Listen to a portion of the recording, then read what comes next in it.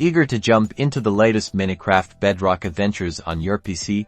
Let's get your game updated in a flash. First, locate the Microsoft Store icon on your desktop or in your taskbar, and give it a click to open it up. Next, find the search bar at the top right corner, type Minecraft into it, and hit enter.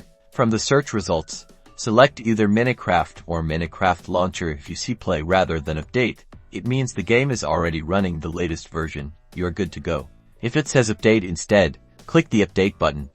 The download and installation will begin automatically. You will see the download progress bar indicating the updates process. Once the update is done, open Minecraft. You should see the latest version splash art, and you are ready to dive into the new features, bug fixes, and improvements. For extra reassurance, confirm the version number of your game on the About section in the settings menu. If it's the latest version, you're all set to explore.